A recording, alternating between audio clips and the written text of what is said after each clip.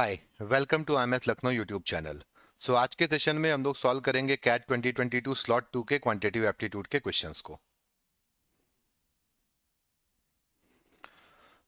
Let's have a look on the very first question. Mister Pinto invest 1/5 of his capital eight 6%, 1/3 at 10% and the remaining at 1%, each rate being simple interest per annum. The minimum number of years required for the cumulative interest income from these investment to equal or exceed his initial capital is।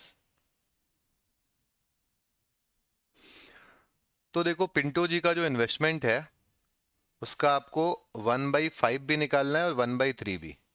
तो अगर हम एक ऐसी value assume कर लेते हैं जो 5 और 3 दोनों से डिविजिबल हो, विच इज 15, तो हम कह सकते हैं 1/5 इसका हो जाएगा कितना, 3, एंड 1/3 हो जाएगा 5, और जो रिमेनिंग है वो हो जाएगा 15 - 3 - 5 विच इज 7।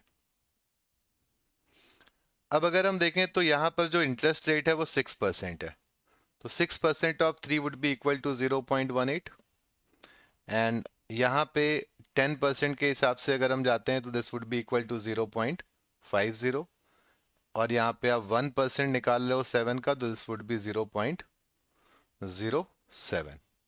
तो टोटल इंटरेस्ट अगर हम एक साल की बात करें, इन तीनों वैल्यूज को अगर हम ऐड कर देते हैं तो दिस वुड बी 0.75। अब देखो क्वेश्चन में क्या पूछा गया है आपसे, minimum number of years required for cumulative interest income from these investment to equal or exceed his initial capital। तो इफ वी एज्यूम कि इसने टोटल जो इन्वेस्टमेंट किया है वो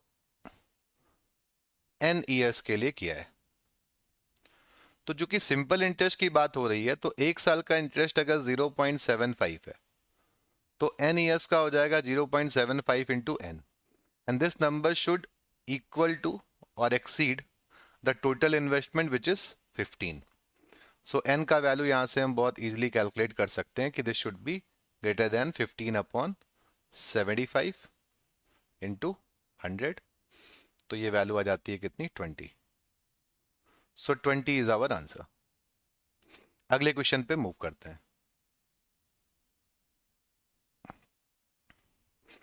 the average of a non decreasing sequence of n numbers is 300। So non decreasing sequence है, इस बात पे आपको ध्यान देना होगा। ये जो वैल्यूज हम लोग लिख रहे हैं A1 A2 A3 और कहां तक लिख रहे हैं AN तक, इनका एवरेज आ रहा है 300। तो ऑब्वियसली अगर हम सम की बात करेंगे तो ये सम आएगा 300 इंटू n। अब आगे लिखा हुआ है कि अगर हम A1 को रिप्लेस कर देते हैं 6A1 से तो नया एवरेज 400 हो जाता है। तो अभी अगर हम देखें तो एक चीज तो हमें पता है कि इन सब का जो सम आने वाला है A1 A2 टिल AN, ये सम है 300n, और A1 की जगह पे हम क्या लिखने जा रहे हैं, 6A1। तो इंक्रीमेंट अगर आप देखो तो आप कितने का कर रहे हो, 5A1 का कर रहे हो। तो जो पुराना सम था वो था 300n, और आपने इसमें 5A1 और ऐड कर दिया, और अब जो नया एवरेज आपको मिल रहा है this is nothing but 400। The new average becomes 400। इसको अगर हम सॉल्व करते हैं तो हमें यहां से कुछ रिलेशन मिलता है। वी कैन से 5A1 is equal to 100n, और वी कैन से कि A1 का वैल्यू जो होगा वो 20 इंटू n के बराबर होगा। अब अगर आप देखो, नोटिस करो कि जो वैल्यूज हमने लिख रखी हैं A1 A2 A3 AN, इनका एवरेज 300 है, और ये वैल्यूज नॉन डिक्रीजिंग है, मतलब लेस देन और इक्वल टू है। नॉन डिक्रीजिंग में ये इक्वल टू भी हो सकती हैं, लेकिन डिक्रीजिंग नहीं है, मतलब A2 का वैल्यू A1 से बड़ा हो सकता है या बराबर भी हो सकता है। अब अगर हम नोटिस करें कि A1 की वैल्यू 20n है और एवरेज अगर 300 है, तो इनमें से कोई भी वैल्यू, इसमें से जो पहली वैल्यू है, क्या ये 300 से ज्यादा हो सकती है? नहीं, क्योंकि अगर आप पहली वैल्यू को 300 से ज्यादा करोगे तो रिमेनिंग वैल्यूज भी क्या होंगी, 300 से ज्यादा होंगी, तो एवरेज क्या होगा, 300 से ज्यादा आएगा। तो हम कह सकते हैं A1 को, A2 को, A3 को अगर हम मैक्सिमम वैल्यू भी देना चाहें तो हम क्या दे सकते हैं, 300। तो इस रिलेशन के अकॉर्डिंग हम कह सकते हैं कि ये जो A1 है, अगर हम देखें तो ये 20 इंटू एन है, तो n की मैक्सिमम पॉसिबल वैल्यू क्या हो सकती है, 15 हो सकती है, जो कि 300 आता है। इस केस में A1, A2, A3 सब बराबर होंगे, टोटल 15 टर्म्स होंगे, और एवरेज ऑब्वियसली 300 को अगर आप 15 बार ऐड करोगे, सारी वैल्यू सेम है, तो एवरेज भी 300 ही रहेगा। तो ये तो इसकी मैक्सिमम वैल्यू हो गई। तो हम कह सकते हैं कि n मैक्सिमम हो सकता है 15। तो n की मैक्सिमम वैल्यू आपको मिलती है 15। अब अगर हम मिनिमम वैल्यू की बात करें, तो फॉर एग्जाम्पल अगर हम n को 1 रखते हैं, तो उस केस में A1 कितना होगा, उस केस में A1 हो जाएगा, उस केस में नंबर ऑफ टर्म्स भी एक ही रहेगा, और A1 की वैल्यू आपको मिलेगी कितनी, 20 मिलेगी। तो ये तो देखो इनवैलिड हो गया, क्योंकि ये 300 एवरेज नहीं बना रहा है। अगर हम n को 2 रखते हैं तो दो टर्म्स हमें मिलेंगे। पहला टर्म A1 हो जाएगा आपका कितना, 40, और उस केस में जो दूसरा टर्म होगा वो क्या होगा, भाई इसका एवरेज अगर 300 है तो सम 600 आना चाहिए, तो दूसरा टर्म क्या हो जाएगा, 560 हो जाएगा, और एवरेज आपको क्या मिलेगा, एवरेज ऑब्वियसली 300 मिलेगा। तो ये तो पॉसिबल है। तो वी कैन से कि n can take values 2, 3, 4, 5 till 15। तो 2 से लेकर के 15 तक वैल्यूज n की हो सकती है। तो अकॉर्डिंगली A1 की जो पॉसिबल वैल्यूज हैं वो भी कितनी होंगी, 14 होंगी। So answer to this question would be 14। 14 should be the answer. There are 14 possible values. So not a very difficult question. Average के बहुत बेसिक से कॉन्सेप्ट पर ये सवाल था। अगले सवाल पर मूव करते हैं। तो अगला सवाल देखो, यहाँ पे क्वाड्रेटिक इक्वेशन के टॉपिक से है ये, और इंटीजर सॉल्यूशंस की बात भी यहाँ पर की गई है। तो आपको दिया गया है कि एक्स स्क्वायर माइनस 10, तो ये हो गया बेस, और एक्सपोनेंट क्या है, x square minus 3x minus 10 is equal to 1 है। अब अगर हम इंटीजर सॉल्यूशंस की बात कर रहे हैं तो हम कह सकते हैं कि यहाँ पे क्या सिनारियो निकलता है। एक सिनारियो ये निकल सकता है कि ये वैल्यू क्या हो, ये 1 की पावर में आप कोई भी नंबर लिख दें, एनीथिंग, 1 की पावर कुछ XYG आपने लिख दिया तो भी ये 1 आएगा। तो इस केस में अगर हम देखें तो हमें बेस क्या करना है, 1 करना है। तो अगर हम एक्स स्क्वायर माइनस 10 को 1 लिखते हैं तो हमें एक्स स्क्वायर मिलता है 11। तो ये तो इनवैलिड हो गया, क्योंकि यहां पर आपको जो x है वो इंटीजर नहीं मिलेगा, और आप इंटीजर सॉल्यूशंस ढूंढ रहे हैं। दूसरा केस क्या बन सकता है, अभी यहाँ पे हमने ये पहला केस बनाया। अब यहाँ पे देखो दूसरा केस क्या बन सकता है, केस 2। केस 2 हो सकता है कि एक्स स्क्वायर माइनस 10 आपको मिल रहा हो कितना, -1 मिल रहा हो, और जो एक्सपोनेंट है x square minus 3x minus 10 ये आपको इवन मिल रहा हो। क्योंकि अगर आप -1 की पावर में कोई इवन नंबर लिखते हो तो भी आपको वैल्यू क्या मिलती है, +1 ही मिलती है। तो अब इस केस में अगर हम देखें तो आपको मिलता है x square minus 9 is equal to 0। तो वी कैन से कि x प्लस 3 और x माइनस 3 हमें 0 मिल रहा है। तो x की वैल्यू या तो +3 होगी या तो -3 होगी। और इन दोनों ही केसेस में हमें ये भी देखना होगा कि ये एक्स स्क्वायर -3x माइनस 10 हमें क्या मिलता है। तो जब हम +3 रखते हैं तो हमें मिलता है 9 -3 -10। 9 -3 सॉरी +3 रखते हैं तो 9 -9, माई मिस्टेक।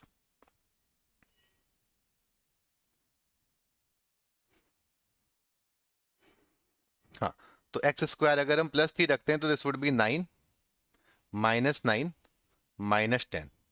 तो ये आपको मिलता है फाइनली -10, जो कि ऑब्वियसली इवन नंबर है। तो -1 की पावर -10 ऑब्वियसली 1 होगा।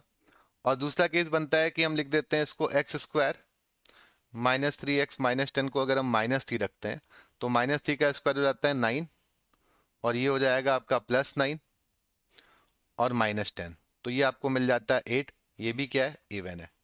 तो यहां से आपको दो सॉल्यूशंस मिल गए। और अब एक तीसरा केस यहां पर क्या बनता है कि हो सकता है कि ये जो बेस हो वो कुछ भी हो, x² -10 कुछ भी लिखा हो, लेकिन एक्सपोनेंट 0 तो भी ये 1 होगा। ये हम बात कर रहे हैं केस 3 की। तो इस केस में हमें जो एक्सपोनेंट है, यानी कि x² -3x -10 को 0 बनाना है। तो ये देखो, ये भी इक्वेशन आसानी से फैक्टराइज हो जाती है, और ये आपको मिलता है x -5 x + 2 = 0। तो यहां से आपको x की दो इंटीजर वैल्यू मिलती हैं, +5 और -2। तो यहां से भी आपको दो सॉल्यूशंस मिलते हैं। तो 2 + 2 ये हो जाता है कुल मिला करके 4। तो यहां पे हम कह सकते हैं कि हमारा आंसर होगा 4। x can take 4 integer values. अगले सवाल पे मूव करते हैं।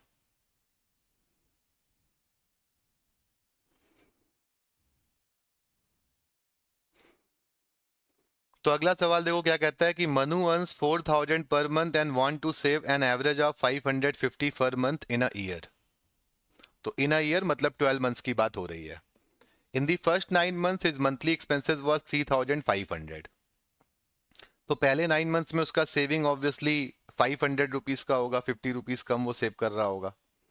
And he foresees that 10th month onward his monthly expenses will increase to 3700। तो मंथली एक्सपेंस उसके और इंक्रीज होने वाले हैं। In order to meet his yearly saving target, his monthly earnings in rupees from the 10th month onward should be। तो बहुत ही simple सा straight forward question ये दिख रहा है। तो अगर आप देखो तो उसका 4000 के हिसाब से देखो, तो उसको जो इनकम उसकी हुई वो हो गई 4000 इंटू 12, 12 महीनों की इनकम अगर हम देखें तो 48,000। सेविंग्स की अगर हम बात करें तो 550 इंटू 12 उसको करनी थी, एक्सपेक्टेड सेविंग जो उसकी थी। तो ये हो जाएगा कितना, 6600। अब इसमें 9 मंथ्स की अगर हम बात करें तो 9 मंथ्स में उसने 500 रुपए के हिसाब से 4500 ऑलरेडी सेव कर लिए।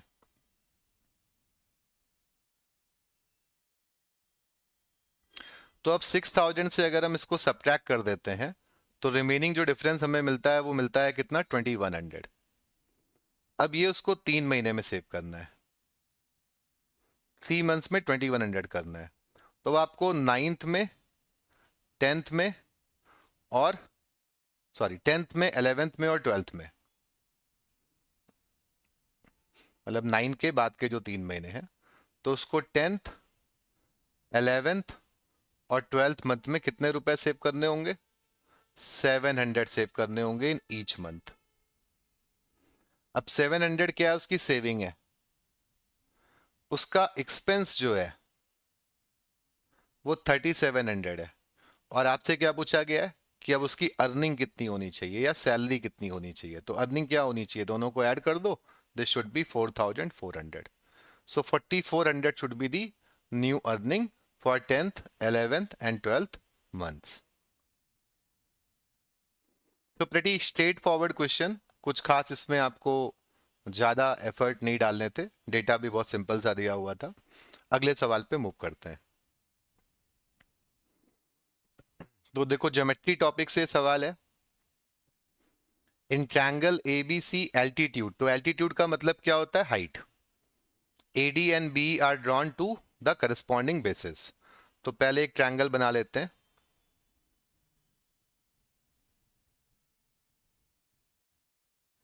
तो ABC आपका ट्रायंगल हो गया,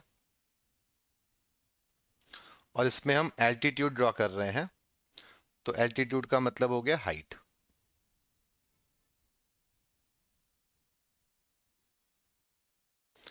तो ये AD है और ये BE है, दो एल्टीट्यूड हम लोगों ने ड्रॉ किए। अब आपको एंगल्स के बारे में बताया गया कि एंगल BAC, मतलब ये कंप्लीट एंगल जो है, this is equal to 45 degree.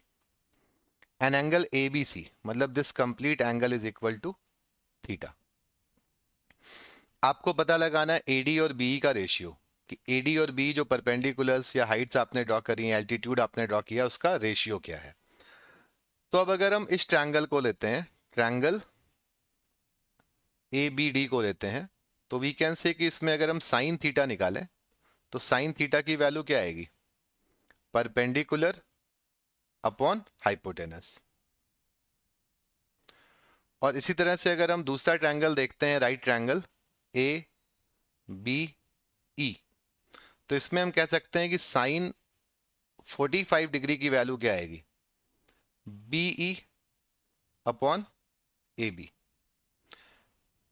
अब ये जो दो इक्वेशंस आपको मिली, इनका अगर हम रेशियो ले लेते हैं, इनको डिवाइड कर देते हैं, तो हम कह सकते हैं कि sine theta divided by sine 45 is equal to AD upon B. और साइन 45 की वैल्यू आपको पता है क्या होती है, 1/√2 AD upon B. So answer would be √2 sine theta. तो अगर आपको ट्रिग्नोमेट्रिक रेशियो का एकदम एक्सट्रीम बेसिक नॉलेज भी है, तो ये एक बहुत आसान सवाल हो सकता था आपके लिए। Pretty straight forward question, trigonometric ratio का बहुत थोड़ा सा यूसेज यहाँ पे आपको देखने को मिल रहा है। अगले सवाल पर मूव करते हैं। fx be a quadratic polynomial in x such that f of x is greater than or equal to 0 for all real numbers. f of 2 is equal to 0 and f of 4 is equal to 6. f of -2 आपको पता लगाना है। तो देखो, अगर कोई quadratic polynomial है तो आपको पता है उसका ग्राफ कैसा बनता है, हमेशा पैराबोला बनता है। और अगर लिखा हुआ है कि f of x greater than और इक्वल टू 0, तो अगर केवल ग्रेटर देन 0 है तो ग्राफ कुछ ऐसा भी बन सकता है, रूट्स इमेजिनरी हो सकते हैं। अब देखो, ये हमेशा ही क्या मिल रहा है, पॉजिटिव मिल रहा है, ये हमेशा पॉजिटिव मिल रहा है। या तो एक ऐसी सिचुएशन भी हो सकती है इक्वल टू 0 भी है, मतलब एक सिचुएशन ये भी हो सकती है कि ये ग्राफ ऐसे कहीं पे टच कर रहा हो,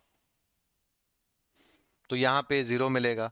अब इस सवाल में चूंकि आपको बताया गया है ना कि f2 की वैल्यू 0 है, तो ये वाला ग्राफ इनवैलिड आता है, ये वाला वैल्यू आता है। तो हम कह सकते हैं यहाँ पे ये जो पॉइंट आपको मिल रहा है, दिस वुड बी 2,0। और जब आप 4 रखते हो तो वैल्यू क्या मिल रही है, 6 मिल रही है। तो हम कह सकते हैं अगर यहाँ 4 आ रहा है तो ये कोई पॉइंट हो गया 4,6। -2 पे क्या वैल्यू है आपको पता लगानी है, कि अगर हम -2 कर देते हैं x को तो ये वैल्यू क्या मिलेगी, मान लेते हैं k मिल रहा है। तो अगर आप नोटिस करो तो ये ग्राफ आपको क्या इंडिकेट कर रहा है, ये ग्राफ आपको इंडिकेट कर रहा है कि इस इक्वेशन का जो डिस्क्रिमिनेंट है b² - 4ac जो है, ये क्या है, ये 0 है, ये इंडिकेट कर रहा है। तो यहां से हम कह सकते हैं कि जो हमारी इक्वेशन होगी वो किस तरह की होगी, वो कुछ इस तरह की इक्वेशन होगी, x - a का whole square k into x - a का whole square is equal to 0, क्योंकि इसका रिपीटेड रूट वाला केस हुआ और रूट आपको दिया ही हुआ है। तो यहाँ पे इक्वेशन बेसिकली हो जाती है k इंटू x - 2 का whole square is equal to 0। अब अगर हम नोटिस करें तो हमें और भी इंफॉर्मेशन दी गई है, मतलब जो हमारा पॉलिनोमियल था वो अब ये हमें देखने को मिल रहा है। अब अगर हमें दिया हुआ है कि f of 4 की वैल्यू 6 है, तो इससे क्या पता चलता है, k इंटू एक्स की जगह 4 रखोगे तो 2 का स्क्वायर k इंटू 4 मिलेगा। तो यहां से आपको k कितना मिल जाएगा, k आपको मिल जाएगा 3/2। तो अब इक्वेशन को आसानी से प्रिडिक्ट कर ले गए हो। तो हम कह सकते हैं यहां से, देखो यहां से हम कह सकते हैं कि हमें f ऑफ x कितना मिल रहा है, 3/2 इंटू एक्स - 2 का स्क्वायर मिल रहा है। तो अब हमें इस सवाल में निकालना है f ऑफ -2। तो f ऑफ -2 जब आप निकालोगे तो क्या वैल्यू मिलेगी, 3/2 और -2 करोगे तो ये 4 का स्क्वायर आपको मिलेगा, -4 का स्क्वायर हो जाता है 16। तो ये वैल्यू आपको मिल जाती है कितनी, 24। सो 24 should be your answer, 24, this one. So not a very difficult question. हाँ, क्वाड्रेटिक के फंडामेंटल्स बहुत अच्छे से क्लियर होने चाहिए, तभी आप इस सवाल को अप्रोच कर पाएंगे या सोच पाएंगे। अगले सवाल पे मूव करते हैं। सो क्वेश्चन नंबर 7 देखते हैं। तो ये देखो, क्यूबिक इक्वेशन एक आपको गिवन है और रूट्स के बारे में बात हो रही है। R and C be the real numbers, R and minus R are roots of 5x³ plus C X square minus 10x plus 9 is equal to 0, then C equals. तो देखो, एक जो क्यूबिक इक्वेशन होती है उसका जनरलाइज्ड फॉर्मेट क्या होता है, A x cube plus B x square plus C x plus D is equal to 0। और अगर इसके रूट्स अल्फा बीटा और थीटा हम मान लेते हैं तो रूट्स का सम आता है माइनस बी अपॉन ए। अगर हम दो दो रूट्स का मल्टीप्लिकेशन ऐड करते हैं, alpha beta plus beta theta plus theta alpha, तो ये वैल्यू आती है सी अपॉन ए। और अगर हम तीनों रूट्स का प्रोडक्ट लिखते हैं तो ये आपको मिलेगा माइनस डी अपॉन ए। अब यहां पर जो हमारी इक्वेशन है उसको अगर हम कंपेयर करें तो this equation is 5x³ plus C X square minus 10x plus 9 is equal to 0। और इसके जो रूट्स हैं, एक रूट आर है, एक माइनस आर है, और एक जो नहीं दिया हुआ उसको हमने के एज्यूम कर लिया। तो अब इन तीनों कॉन्सेप्ट के बेसिस पे हम तीन इक्वेशंस बना सकते हैं। तो वी कैन से आर फिर minus R plus K is equal to minus C by 5। तो यहां से आपको रिजल्ट क्या मिलता है, K is equal to minus C upon 5। दो दो रूट्स को अगर हम मल्टीप्लाई करते हैं तो आर इंटू माइनस आर हो जाएगा minus R square, minus R into K करेंगे तो minus R K, plus R into K करेंगे तो प्लस के आर इज इक्वल टू, ये आपको मिल जाएगा -10/5, तो विच इज -2। तो हम कह सकते हैं यहां से आपको एक रिजल्ट मिलता है। अब ये तो कैंसिल हो जाता है, तो रिजल्ट क्या मिलता है, R square is equal to 2। और तीसरी इक्वेशन यहाँ पे क्या बनती है, R into minus R into के is equal to minus D upon A. अगर हम करते हैं तो ये आपको मिलता है माइनस का 9/5। So this will give you what, r square into के इज इक्वल टू 9/5। अब सिंपली वैल्यूज पुट कर देते हैं, तो आर स्क्वायर की जगह 2 और के की जगह आप रख सकते हो माइनस का सी upon 5 is equal to 9/5।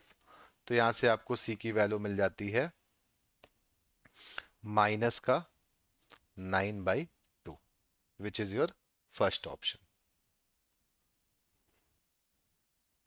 So this was not a very difficult question, एक आसान सवाल था ये।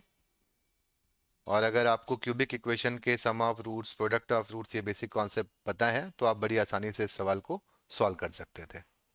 अगले सवाल पर मूव करते हैं। अगला सवाल देखते हैं। Two ships meet mid-ocean and then one ship goes south and the other ship goes west. Both traveling at constant speeds. 2 hours later, they are 60 km apart. If the speed of one of the ship is 6 km per hour more than the other one, then the speed in kilometer per hour of the slower ship is. तो देखो, एक यहाँ पे direction के हिसाब से देखें तो एक साउथ में जा रहा है और इधर ईस्ट होता है और इधर वेस्ट होता है। तो एक शिप वेस्ट में मूव कर रहा है इस तरफ और एक साउथ में मूव कर रहा है इस तरफ। स्पीड एक की x है और एक की हम 6 ज़्यादा है तो x प्लस 6 मान लेते हैं। अब अगर हम 2 घंटे मूव कराएंगे तो डिस्टेंस कवर 2x हो जाएगी, इधर हो जाएगी x प्लस 6 इंटू 2। यहाँ पे बताया गया है कि 2 घंटे के बाद इन शिप्स के बीच का जो डिस्टेंस है, ये जो डिस्टेंस है ये 60 है। तो ये एक राइट ट्रायंगल बन रहा है। हम लोग सिंपल सा यहाँ पे एक राइट ट्रायंगल का पाइथागोरस थ्योरम यूज कर सकते हैं। तो 2x का स्क्वायर करोगे तो आपको मिलेगा 4x स्क्वायर, और यहाँ पे आप स्क्वायर करोगे तो ये हो जाएगा 4 times x square plus 36 plus 12x is equal to 60 into 60 का स्क्वायर। तो इसको देखो 4 से डिवाइड कर लेते हैं इक्वेशन को, तो दिस वुड बी, या पहले सिंप्लीफाई कर लेते हैं, तो this is 8x square plus 4 into 12 48x plus 36 into 4 is 144 is equal to 60 into 60। तो 8 से डिवाइड कर लेते हैं, तो this would be x square plus 6x and plus 18 is equal to, यहाँ पे 4 से डिवाइड कर दो तो ये 15 हो जाएगा, इसको 2 से डिवाइड कर दो ये 30 हो जाएगा, तो वैल्यू आपको मिल जाती है ये 450। तो सिंप्लीफाई करने के बाद एक क्वाड्रेटिक इक्वेशन आपको मिलती है x square and plus 6x and minus 432 is equal to 0। तो 432 का अगर हम फैक्टराइजेशन करें, 2 से डिवाइड करते हैं तो 216, फिर 2 से करते हैं 108, फिर 2 से करते हैं 54, फिर 2 से करते हैं 27, तो 27 क्या होता है 3 क्यूब होता है। तो वी कैन से कि 432 is equal to 2 into 2 into 2 into 2 into 3 into 3 into 3। तो हमें 6 लाना है अगर, तो हम क्या कर सकते हैं, तो 2 इंटू 2 इंटू 2 8, 8 इंटू 3 कर देते हैं 24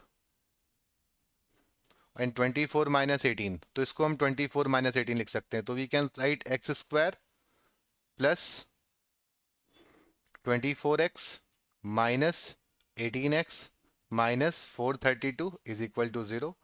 तो x कॉमन लेते हैं, x प्लस 24 और यहाँ पर माइनस 18 लिखोगे तो this would be x plus 24 is equal to 0। तो आपको यहाँ से x माइनस 18 और x plus 24 is equal to 0 मिलता है। अब स्पीड नेगेटिव हो नहीं सकती, तो हम कह सकते हैं कि हमें x की वैल्यू यहाँ से जो मिलेगी that would be what, that would be 18। तो हमसे यहाँ पे स्लोअर शिप की स्पीड पूछी गई है, स्लोअर शिप की स्पीड ऑब्वियसली क्या हो जाएगी 18 किलोमीटर पर आवर। सो इस सेशन में हम लोगों ने कैट 2022 के स्लॉट 2 के पहले 8 क्वेश्चंस को सॉल्व किया है। अगले वीडियोस में हम लोग फर्दर जो स्लॉट 2 के क्वांटिटेटिव एप्टीट्यूड के क्वेश्चंस हैं उनको सॉल्व करेंगे। Thank you.